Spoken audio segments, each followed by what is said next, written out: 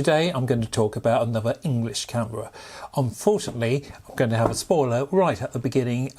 This camera is not in the best of the condition, so I was unable to take a film, but it is an interesting camera. Now, before I actually get onto the camera, I've got something to ask of you, of the viewer. And I'm not asking for money, but I'm asking for some opinions. I'm thinking of doing some videos basically on using film, on film photography. As some of you know, I teach photography and have taught media for a number of years. And one of the things is I'm not exactly running out of cameras, but there's I am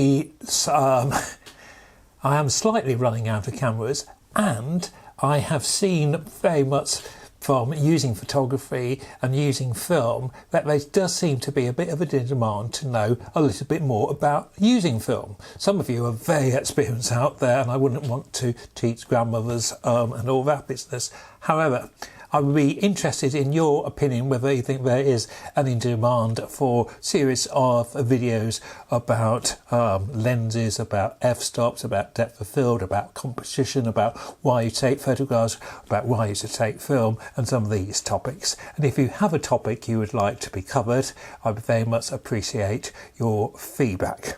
Right, back to today's camera, and it's this. It's an Ensignette from about 1924. Now, I've talked about Ensignettes before, Ensignette or Ensignetters. I think it is Ensignette.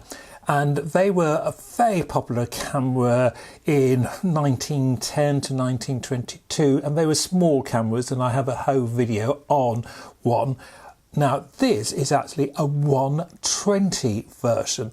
And I hadn't seen it before, and I came across it at a camera meeting, and although it was in quite poor condition, as you can see, I bought it because I thought, well, I might be able to repair it, and it was one I didn't have, and there's lots of interesting things about it. So let's talk about why this camera is interesting. And if I fold it up to begin with, I think that can explain why it's a bit interesting.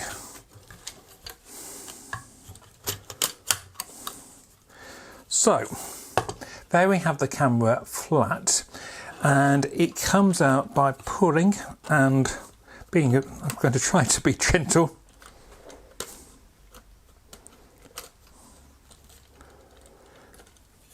So, it's a different system to it's a cheaper system than some of the fold-out mechanisms we see and some of the struts we see.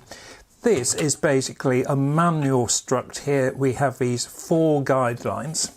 And you do see this with some other cameras, and the idea is they click into space, click in, and that to then be firm. Now, you can see a problem with this is that with age it's a little bit wobbly, and that is not sufficiently secure to know that I'm going to get constant focal length. And however, as you can see, it is a cheap method of construction, and I reckon that was a very popular thing about the camera, in that this method of construction would have been cheap. I have from my little book here, photographic catalogue 1916, an Ensign. Let me see if I can show. Yeah, we can show it there. An Ensign Junior. Now, this is an Ensignette Popular, as we can see. You can't see, but in this nameplate, perhaps you can see it there. Yeah, the Ensign Popular Ensignette. There we are, Popular Ensignette. So, one of the nice things about this camera is it does take, if we open the back on a, so it sits by 9, so you get 8 images on a film, which was quite common in the late 1900s and early 20s. So film will go there, wind up there, back on.